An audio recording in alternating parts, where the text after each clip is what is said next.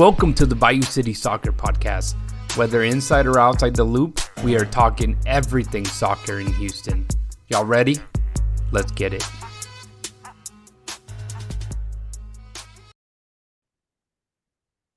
Houston, welcome to another episode of the Bayou City Soccer Podcast. My name is Rudy Segura, and I am joined by Cristian Putalias. What's up, Cristian? Hey, how's it going, everybody? How's it going, Rudy? Nice to be back.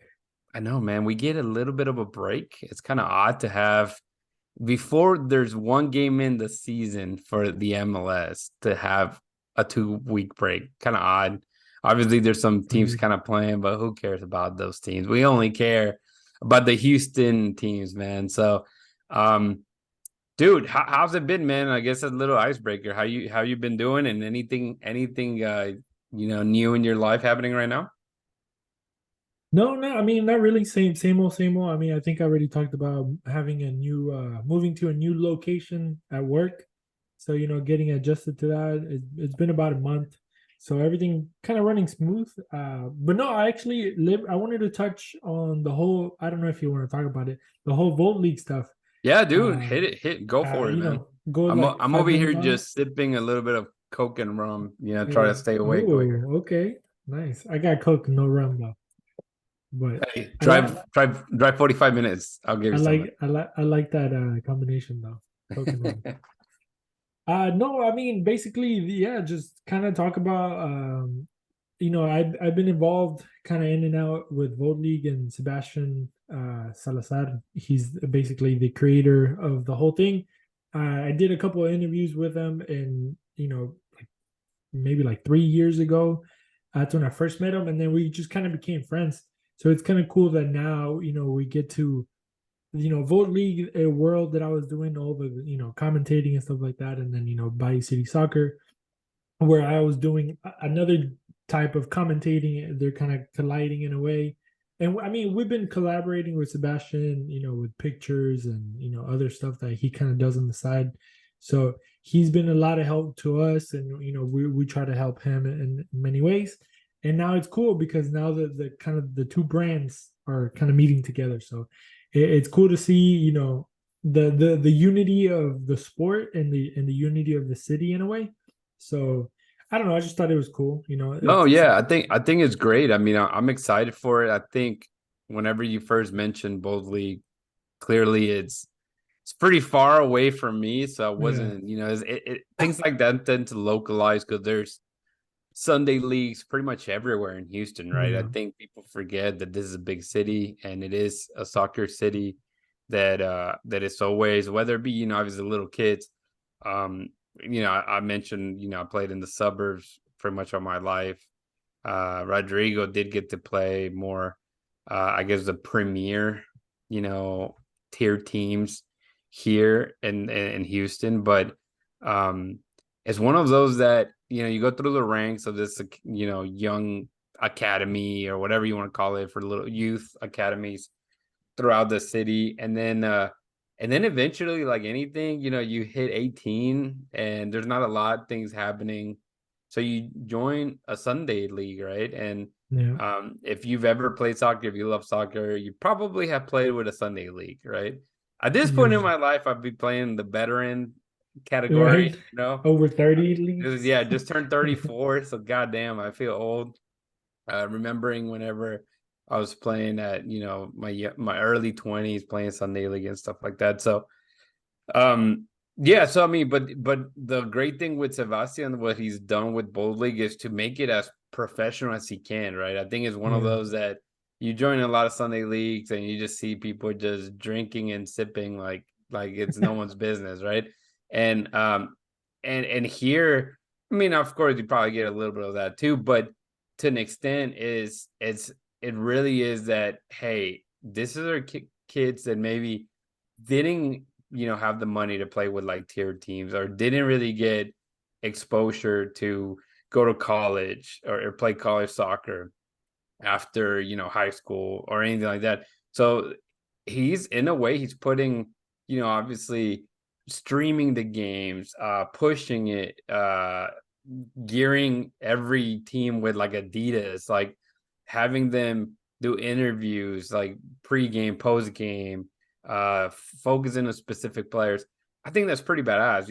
It's one of those that and you make it as competitive as you can. I mean, they have trials for certain games. I mean, there's teams from I think was it Almeida? Is it the Matias Matias Almeida has a Almeida. team there, Yeah. and I think that's where they're doing their games right now on their Mhm. facilities. So the story of what Bold League is bringing, which is pretty young of a league. I think it's 3 years old, most around there, four Yeah. 3 years old, and it started with the 7v7, and now it's finally moving to full size fields and playing 11 versus 11. So um and you can see it. You had mentioned in the past when you play with them in a team there the first season, I believe, how there's kids that they're really good. I mean, yeah, there's of course a couple guys that are maybe older. Is not really like football isn't a dream for them to play professionally, Yeah. and if it is, it's very very distant. But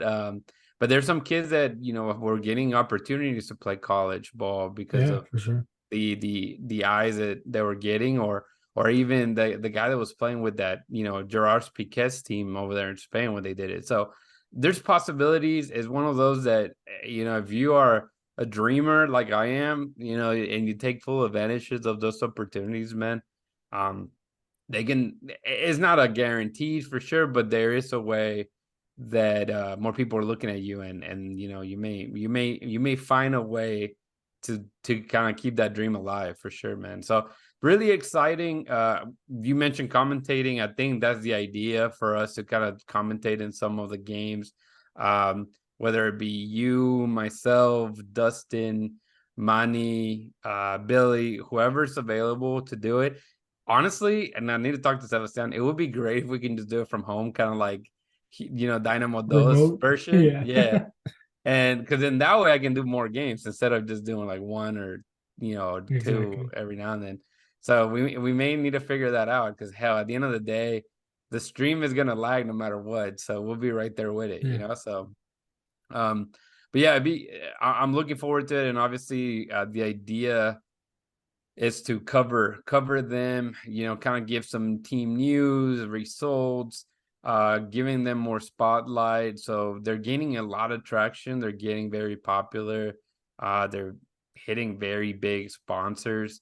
And so I think their goal, especially this year, is to raise enough money to eventually maybe move to SaberCat Stadium. So maybe rent it out from Houston Dynamo facilities and have the games there, which would be pretty awesome. Like if that, and I would say if that happens, but I know that they can do it. I think that Sebastian has done a really good job, and his team, around that boat league that I think is going to keep growing, and then hopefully with the amount of information they'll be providing out for the people, that it continues to gain traction, and it works out to be a good partnership for sure, man. So I know they used to be closer to you, man, and Katie, and now Right. it's kind of and like anything, they're looking for locations, and now I believe they're training in the Matias Almeida, if not pretty close to it. Yeah. Yeah. So the facility, and I think the address says Spring, and that scares me coming from Alvin. I'm like, Jesus Christ, that's a drive, man. Like, I think I may need a hotel every time I go over there, basically. For sure.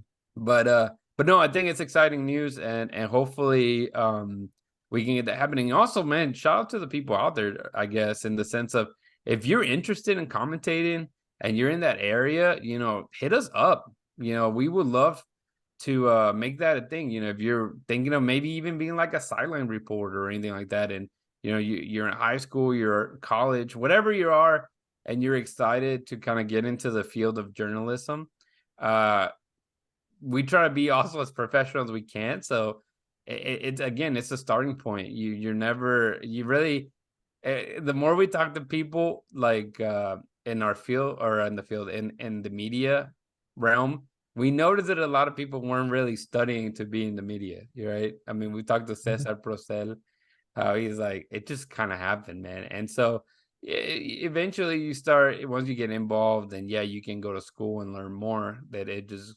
beneficial.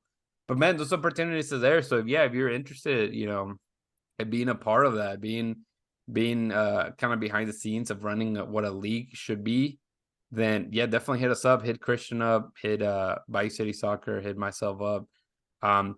Because at the end of the day, the biggest push that they want to do with Bold League, and I think this is awesome, eventually turn it into a third division league, basically a recognized, U.S. Federation third division, which you're like, oh, third division, that's awful. Dude, you could play like U.S. Open Cup. Like, you'll be allowed to kind of compete to make it into that. So, again, they're just variations, and I think we partnered at the right time to kind of see everything kind of going, especially with the Dynamo doing well, the Dash sadly not doing all that great. But I mean, obviously we know how much the Dynamo just means to the city when it comes to soccer. And so hopefully with that, with Copa America, the World Cup coming through soon, we can see more of that increase in what soccer is bringing to the community, man. But anything else you want to add on that? I mean, I know you've been more involved with it, so you definitely know more and how the teams work. And I think there's like a set number of teams, right? And I think it's 2 divisions. There's like promotion, relegation, so it keeps the competitive. And I mean, they make it pretty legit, man. Those trophies look pretty sick, nice medals. So yeah, you've been a part of it. So yeah, man. No, yeah, I mean, you basically hit everything that there was to kind of hit. I mean, it's one of those things that, if you like the sport, or if you like, like you said, anything around it, from photography, videography, whatever it may be, it's a great opportunity to get your feet wet. But yeah, man, I mean, just hit us up, and we'll get you connected, and hopefully, it's a win-win for everybody. At the end of the day, everybody's doing it to kind of grow themselves in some way, shape, or form. So, do that, and hopefully, this will be not only the players, but, the people outside of the field can help their careers, and, in whatever field they're trying to look to grow in. So, yeah, just that. So shout out to Seba though, and everybody. Shout out to Sebas, and maybe eventually we'll get some Adidas gear. Who knows? Hey. Who knows? I just imagine like a nice little Adidas polo with like our logo in it. That's kind of where that'd be dope. That'd be pretty dope. But that's why we got to put in the work, and so hopefully it works out. Give me a minute. All right, yeah, that's fine, dude. Yeah, go for it. My wife's at work. I'll keep talking. I'll start talking about the Dash, because you don't even care about the Dash, so who cares? Right? Yeah, go for it. Yeah, great pivot point. So, yeah, the Dash, Houston Dynamo Dash ended up playing this weekend. I was at that game, the final home regular season match against Los Angeles Angel City FC. I think it's kind of a crappy name for it, but the game was overall like a decent game. The Dash had plenty of chances. That's what this game really defined what the season has been for the Dash. It's just one of those games that it's being grinded out, good defensive plays, but just can't finish, can't find the back of the net. And sure enough, Dash ended up opening the score first with Andressa getting a goal early in the first half, making the match 1-0. But towards the end of the game, even though there were so many, again, opportunities in front of goal, you had even Maria Sanchez, just smacking the ball cleanly, but it just hit the one of the posts and came out. There were so many chances from corners, from crosses, that Houston just could not get the ball into the back of the net.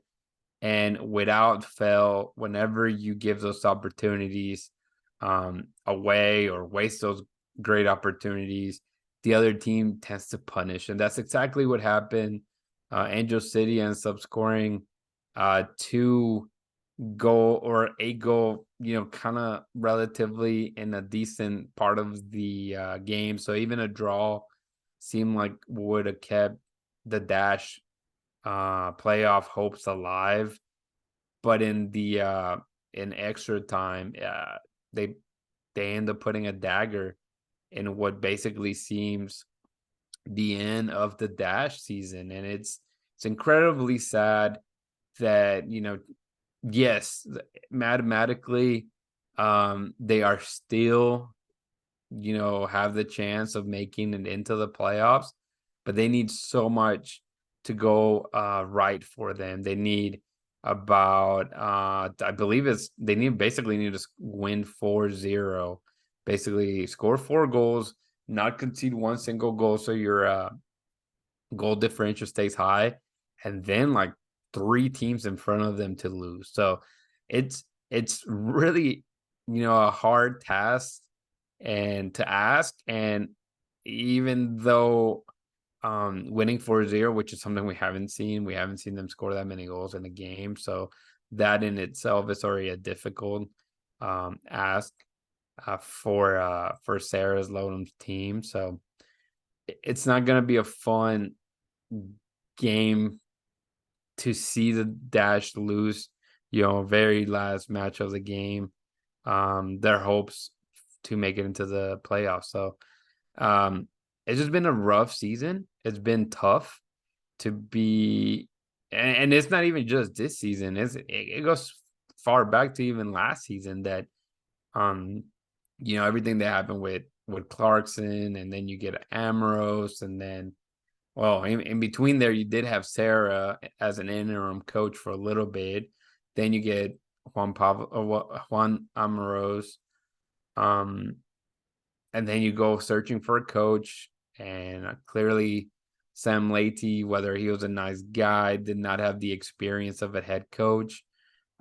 Couldn't seem to get, the team rolling offensively. Defensively, they were just a solid brick wall, allowing very minimal amounts of goals. But when, the goals, you need to score goals to win games. And even though you had players like Maria Sanchez that I mentioned earlier, like Diana Ordonez, like Ebony Salmon, they just could not, for the love of God, find the back of the net. It was, Michelle Aloisi scores a brace and, a game towards the end of the season when maybe that could have been it. That could have been the breakthrough, right? That could have been who you should have started whenever the other strikers like Ordonez and Ebony weren't finding the back of the net. Maybe if the coach could have realized and maybe tactically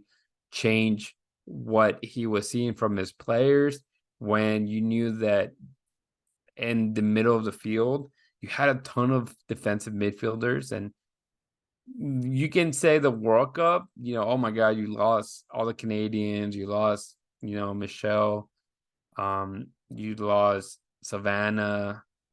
Who else went to the World? Well, Andressa wasn't a part of it yet, but there's a good amount of players that you lose, and then the ones you bring in are honestly very similar and don't really give you a lot of creativity.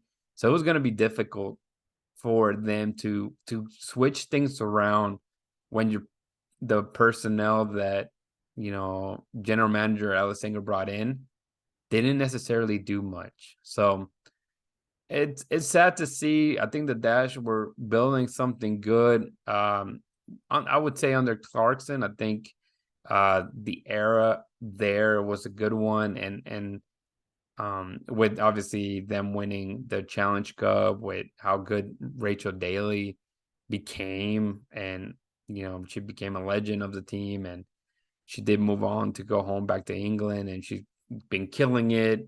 Won the Euros, made it to a World Cup final. So players like that are very important, and they do change what your team looks like. But whenever they brought in and spent so much money and bring in players like, again, Diana Ordonez, she was a hell of a player her first season, and she just disappointing season for her. So I think you expected more from her.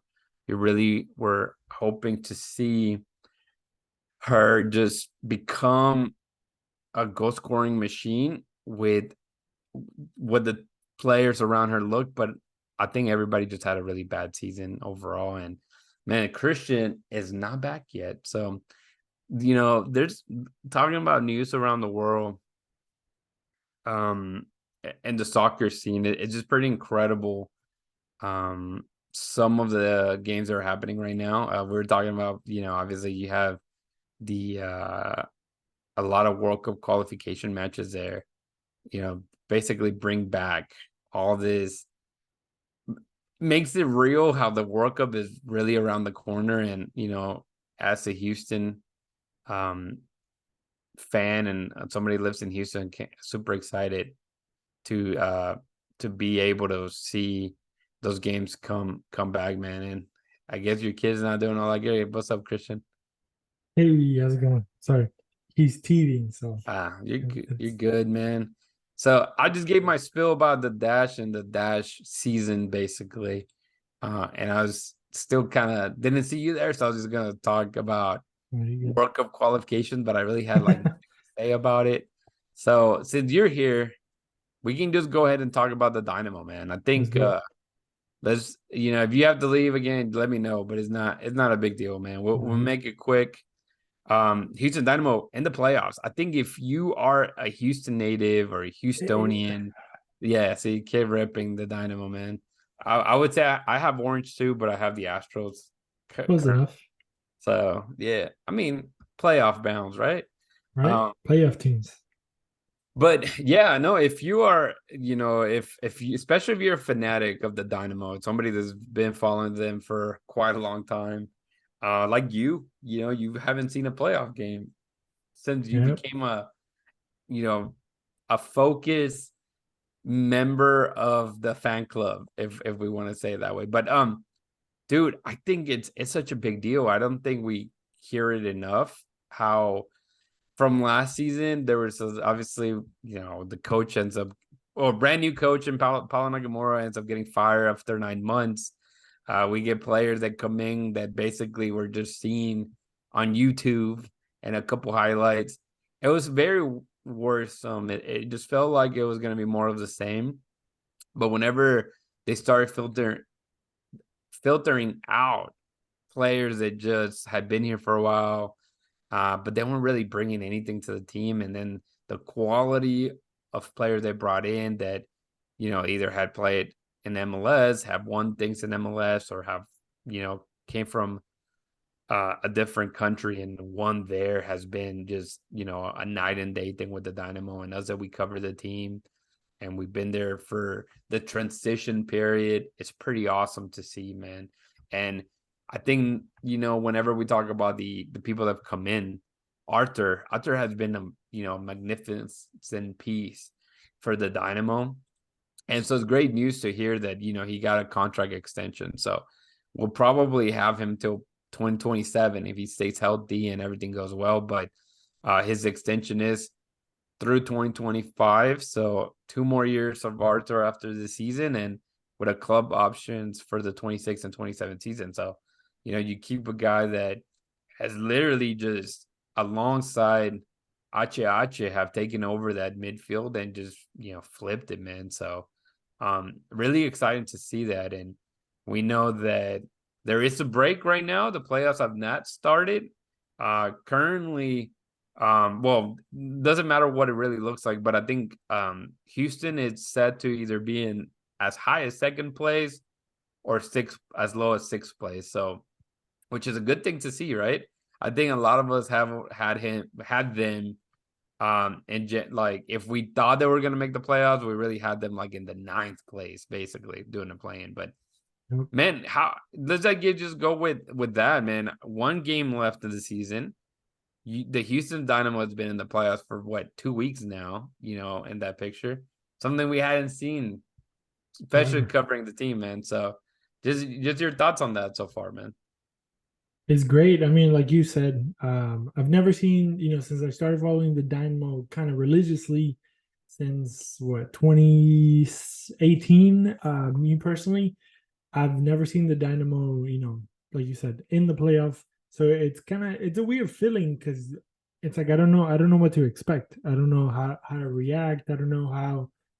And honestly, I think a lot of the people that have been, I mean, obviously, there's a lot of people that have been following the Dynamo forever, but I feel like there's a lot of us that came into the Dynamo, now, in the worst years, and it's kind of weird because we went from having such terrible seasons to like now having a really more than decent one, because a decent one would have been fighting that eight, ninth spot like I thought we were going to, I thought it would have been a great transition period, given the transition period that you mentioned, given all that circumstances, all the players that left, all the players that came in, a more reasonable kind of goal that we would have had is okay, we'll just make the playoffs barely, right? And we'll fight it till the end. We have to go to decision day, we'll go to decision day, and just at least fight the playoffs. I honestly at this point I didn't even care if we made the playoffs. I just wanted to be in contention for the playoffs. Um, like you said, it's been a couple weeks now that we know for sure we're in the playoffs. So like your whole planning kind of is different now because I would plan till the end of the season and that was it. And then postseason after that, yeah, you mute. Yeah, I was gonna say we're not stressed, we're not angry for once. Yeah, Like we're not saying, "Oh my God, the Dynamo has been eliminated for like a month now." yeah, We're not Colorado, we're not Galaxy, we're not Austin this yep, season. So, it's really incredible. And to me, the biggest takeaway, um, with Ben Olsen coming in, I've mentioned in the past, I was not ecstatic that he was the guy that they picked up because I felt like maybe we need somebody different, somebody not necessarily in the MLS, somebody just that had a different way of thinking, somebody that would come and see the things outside the box literally and figure out a way to make this a good team with the resources. But Ben Olsen, it's Ben Olsen, and he maybe those 2 years that he took away from coaching just help him like revitalize his coaching career, his tactics, and because we've seen that the Benny Ball that he was, famous for went away into this beautiful Joga Benito, style of playing that yeah, I don't think, and again, if you talk to the fans that have been there from day one, maybe like a Webb Tilton or I'm running it. What is it? David Frankfurt, like those guys that have been here for a long time from the very beginning. They could probably tell you that even the days of them going back to back, winning championships at Dynamo, they never play like they playing right now, and it's so fun to see. Um, they just keep you on their toes, and uh, it's just beautiful soccer, to kind of see them play, and it's something that I think is like to this day kind of blows my mind that they're doing it, and it's really cool just to see that different aspect of like, man, we were literally seeing the Dynamo not be any good for 2-3 years, and then out of nowhere, bam, this happens.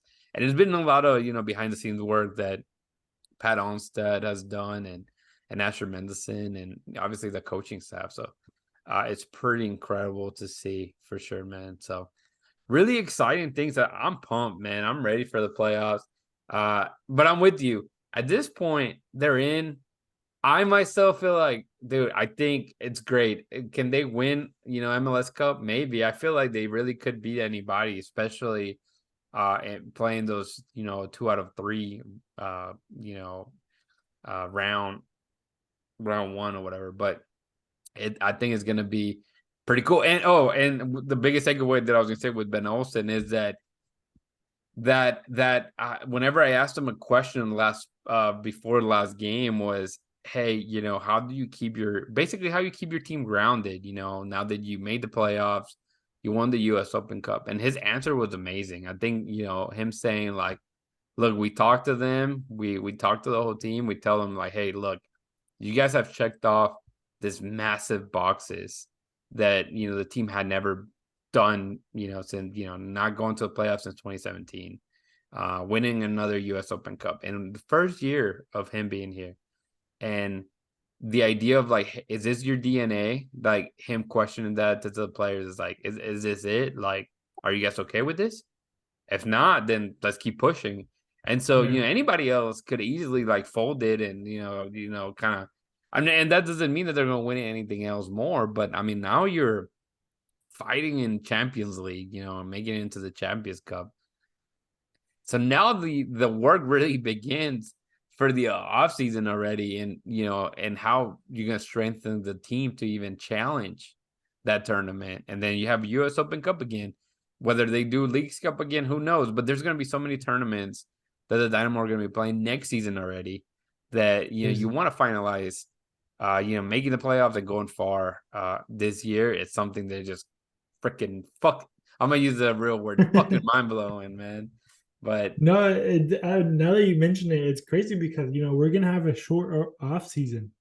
Let's just say we're gonna be playing until November. you're right. Hopefully, God willing, right? Yeah. Hopefully we'll make it far, and you're just gonna have 1 month of maybe a vacation, and then in January you're gonna have to get the ball rolling already because Leagues Cup or not Leagues Cup, Champions Cup. It's literally in the beginning of the year. It starts before the season starts, which usually starts late February, early March, which gives you a couple months to kind of get prepared for that. But even preseason usually starts early February. So it's gonna. I mean, it's good for us honestly because content. Yeah, for We're gonna sure. be able to Yeah. and also not only content but the fact that we're going to be able to have soccer going in the Yeah. city, home and away, being able to kind of keep up with the guys. Like basically they're just going to have holidays off, Right. Yeah. maybe from Thanksgiving, Christmas, New Year's, and then get back to work, which we would never have. Lately these past couple of years that me and you have been at Bayou City Soccer, like we go from October to February just kind of scratching our heads and trying to think of stuff to do, Yeah. and trying to get stuff together, and it's like, okay, what are we going to do, guys, to kind of stay relevant in the news and stuff like that. And sometimes it just goes quiet, but I mean in December that's when we have all the drafts, all the re-entry drafts, and so we're going to be busy, which is great because that means that the city's going to be busy, which means that the momentum is going to keep going, which hopefully, the club is going to be able to capitalize on that when it comes to getting people to the stadium, making new fans if we haven't, or, even the old fans, bringing them back and kind of reigniting that love that they had for the Dynamo at one point. Yeah. Yeah. This is, I mean, great year, honestly. When you look at, from beginning to end, obviously championships are great. Having another trophy in the trophy case is amazing.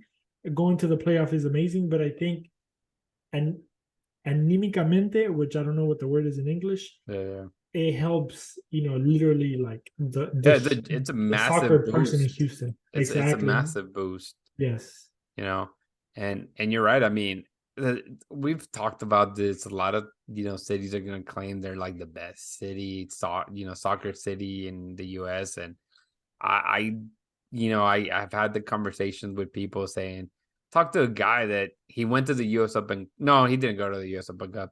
He went to like a Miami game because he went to Miami for a weekend.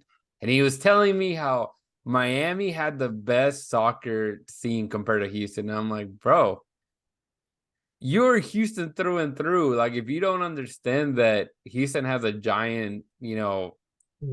I guess, fan base.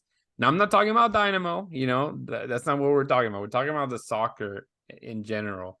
It's just incredible how big it is here.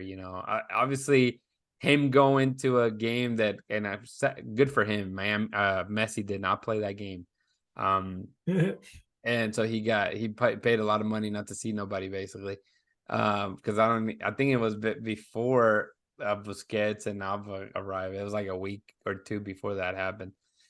But to me, it's like, dude, you can't take that. That stadium was empty before any of these players showed up. And yes, what you said is exactly right. I think there's a lot of the fan base is just hurt from so much, beating and betrayals that they've suffered from past front offices. It's going to take a while for them to kind of get back involved, but seeing them make the play, I think playoffs in general just bring more out of the fandom in you.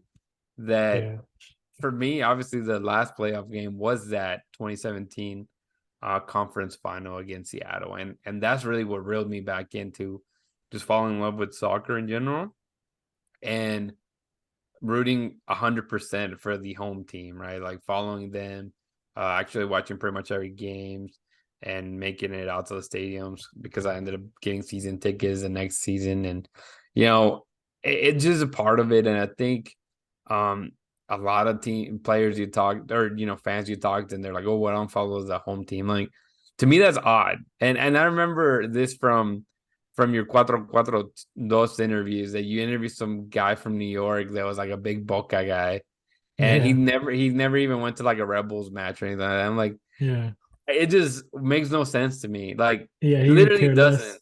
It doesn't make sense whenever, if you really like soccer in the sense of like you enjoy it, especially live. There's nothing like live, sporting events. And then, you throw soccer in there, football, NBA, like it's not even close to the way that the atmosphere happens whenever you go to like a full soccer stadium.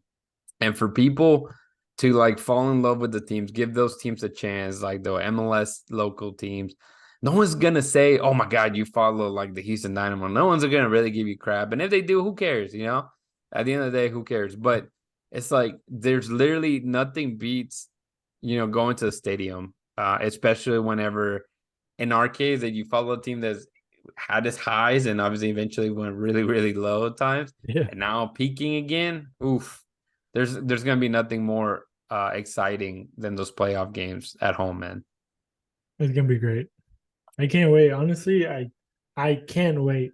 Yeah, like it's gonna. I'm kind of bummed out because I was looking at the days and I'm just hoping it lands like perfectly that I don't have to worry about because I'm going out of town for like one weekend in November and I'm like so hoping it just doesn't land on that, especially if it's like an important game. Like it's gonna suck. Like I'm taking my kids to Disney and they're gonna fucking hate me because I'm gonna be the whole watching time. the game of the ride. Yeah, exactly. It's like, oh my God.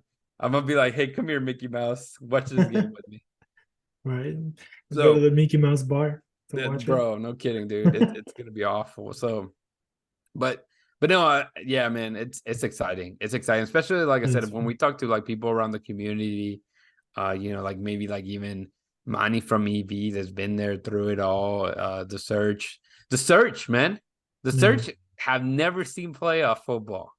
They're a brand new supporter group. They're really, there with the team and they've done a great job. And poor guys have never been to a playoff game till this season, hopefully, at least one game for sure. So it's just crazy to think that. I mean, if you talk about suffering, Houston sports in general tends to suffer a lot. But like we said the other day, man, like I think last recording, our kids, think the Astros are the best team ever. Like they've never seen anything other than that, and I think we're not there necessarily yet with the Dynamo, but I feel like we're going the right way. So if things keep getting built, maybe we see another full resurgence of Houston, which is pretty amazing. Yeah, I mean, if you can just be a consistent playoff team, that's huge. Because I mean, as we know, playoffs are like a whole different thing. Once you cross that line to the playoff, it's basically one game and one game. Obviously, now they're playing series, but even those series, every game counts. So it's a final every single match.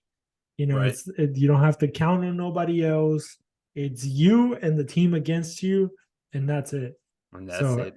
That's it. And that's amazing. So if you can make Houston a competitive team, a competitive enough team to just make the playoffs every year, like honestly, I think we would be content. Obviously, you want them to go farther and farther every year.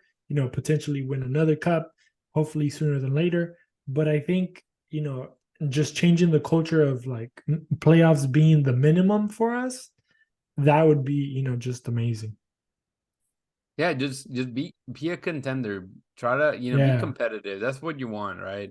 You For don't want sure. this to be like such a really great year and then bam, you go another 5 years without even scratching like a No. playoff spot. So building from here, I think it looks like they finally have all these pieces, in the background, like a better scouting department, a better, statistics department, a better set of people involved, obviously with like the technical director. You have a good general manager, the owner, right? Somebody that's dropping money, to bring For in real. some good players, and obviously he expects for the right choices to be made. And Hmm. again, there were some mistakes that happened last season, but at the end of the day, they didn't really hurt you because you brought a lot of those guys in a short, either like short loans or 1 year loan, contracts. So it is what No. it is. You're kind of building something new, and I think having somebody even like Pat Onstad, that obviously a club legend. Well, he walks around and people basically just give him a massive ovation just because they know how he was as a player, but that doesn't guarantee that you're going to be good, when it comes to the front office aspect of it. I mean, you've lived it, man. Diego Maradona, not the best coach person to Yeah. have. Very animated and stuff, but Yeah. same thing, there's just players that it doesn't translate well, but it seems like um, him in particular with the Dynamo, I think he has a big bond with Houston. So I think he really wants to see Houston back in track to what they should have been, right? I mean, For we sure. could have been sitting here, bro, with the Dynamo having 4 stars instead of two. Like That's just crazy. I think about that I would say every day. That'd be an exaggeration, but I do think about it often, and I'm like, man, screw LA Galaxy. They screwed us over. Like yeah, so stuff like that. You really think about it. But man, Christian, I Yeah. think we hit everything we were going to talk about, man. If you want to tell the people how they can connect with us. Good thing. Yeah. You can always find us at Bayou City Soccer on Instagram, Twitter, and Facebook. You can hit us up there. Don't forget, we also have the YouTube channel where we upload press conferences for the Dash, Dynamo Dos, and the Dynamo. So hit us up over there. Go like and subscribe. You can find the website itself at BayouCitySoccer.net. You can find everything, literally almost every single day. We have something new popping up when it comes to an article that has been written by one of the guys. So go check that out. Obviously, different styles, different things. Some of them are informational. Some of them are, just kind of experience pieces or stuff like that. So go check that out. There's something for everybody. You can find me at Chris Putalias. You can find Rudy at Rudy Segura 01. Uh, no, actually, no, that's not him. Uh, that's Rodrigo, because Rodrigo is a goalkeeper. So Rodrigo. Rodrigo Segura zero Bro. one, and then Rudy Segura 3. So go give those guys a follow and a like too. You can find Joey. Might as well shout out Joey. Joey Chavala 10, and then Manny Vela 4, I think it is. Yeah, you got it right. So there's How you everybody get the there. other guys right, and then I the don't two know. guys that you've done this for Every like single 3 years, day. bro. Man, I don't know. this But now I have hurts. that trick. I have that trick though. 0-1 because of the goalkeeper, and Yeah, then that's you're exactly three. what it is. And three is it's three is just my You're a defender. birth date, but that was actually my favorite, like the number I used often. Oh yeah, October 3rd, Yep, there right? you go. Happy birthday. You just had a birthday. Not that long ago. Thank you. Yeah, happy But belated birthday to me. that's gonna help a lot because now I'm gonna remember that October See? 3rd. There Yeah. you go, Wes. The See more you that know. I've got you, bro. I got you. I'm telling But you, yeah, it's guys, that's everything from our part. yeah. Talking about that, I know I'm getting older because, like I said, October 3rd was my birthday. Bro, I'd straight up just drive to, like, we used to go out, maybe celebrate it. I'm like, bro, I'm so tired. I'm just gonna get sushi. So my wife's like, hey, can you just bring sushi so that way we don't have to go? Okay, cool.